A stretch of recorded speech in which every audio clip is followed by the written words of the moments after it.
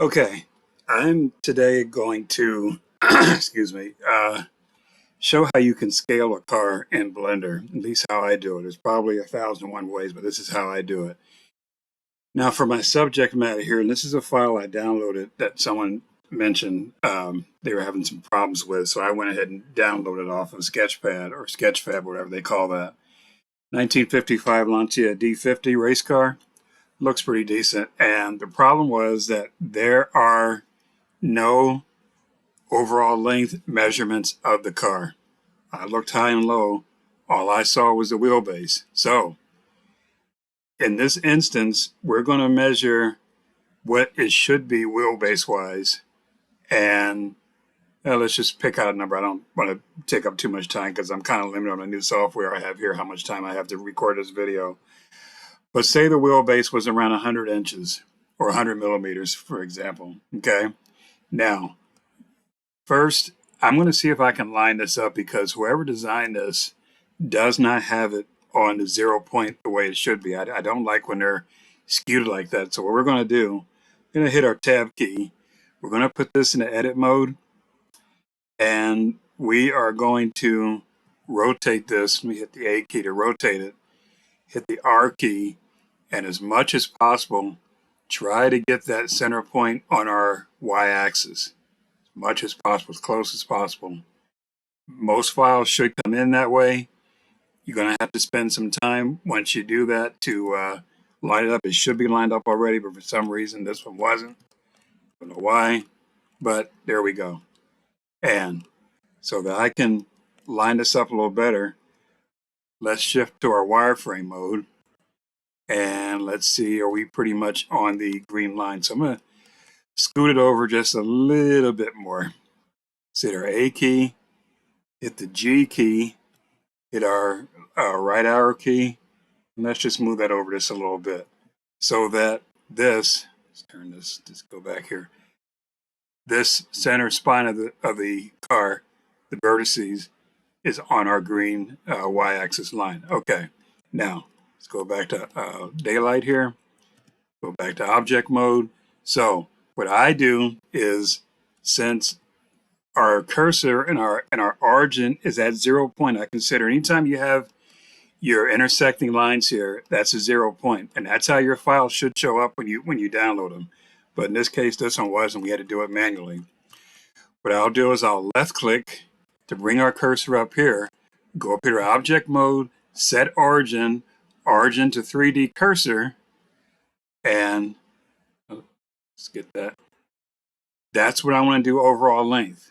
But I don't have an overall length because what I do is simply scale this sort of, just for example, let's take our measuring thing here, start here, stretch this all the way out to what your size is going to be, and whatever size that is, leave that marker there. But we're not going to do that for the moment. We can only do wheelbase. So what I had to do, and before I decided to do this video, put the vehicle in edit mode, and as close as possible, find the center point of your wheels, which in this case here will be right about here. If we know that that is our center point, we can only measure from that point to get, say, for example, 100 millimeters for a wheelbase. So we're going to take this, start this point here. We're going to, oops, I'm going to go back and click that again. We're going to take this, stretch this way out till we get to 100 millimeters. Just for an example. Keep on going until we get roughly 100. I'm going to try to get as close as I can because when you're using this method here, it doesn't want to quite go exactly. That's close enough for our example here, okay? Now, we now want to go back, hit our tab key, go back to object mode, and now you know what? Let's go back to edit mode in this case here. Hit our A key to select everything, and let's see if we can pull this. Hit your S key, S for scale, S key, and drag that sucker out. Actually, you know what? That's not what we're going to do here. That's coming out strange. Let's try another method here. let's put our origin pretty much where this beginning point is for our measurement. So let's hit this here, let's go back up here for a sec. Oops, can't do that. Bring our cursor there. Bring our point of origin where the cursor is. We're going to try to scale from there. Okay. Yeah, I'm seeing, because I usually don't do this. This is why I dislike when I cannot get measurements for a model file. This 3D file just drives me crazy. So the only thing we can do is from that point is try to scale this and try to get our wheelbase. Notice how our cursor or wheel, our center point, is staying on the mark I made here where our measurement's going to be. And the best thing I can do, the best thing anyone can do, or at least what you can do, is keep scaling this until that end point is on the center line, on the center point of your next axle, your rear axle. So in this case here, we're going to put it back in edit mode. Oops, let's get that straightened out. And we are pretty much there. We got a little bit, tiny bit off. Let's go back to object mode, drag this back just a little tiny bit, and a little bit more actually. Edit mode. That's pretty much on the money. Our center point was here. Center point of the axle was up here. That's how you measure that.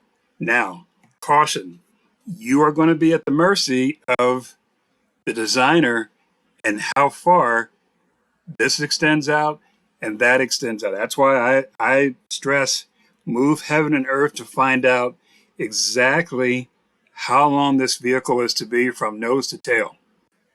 That's what I stress that, because I'm hearing a lot of complaints. Oh, this is too big. Oh, it's too little.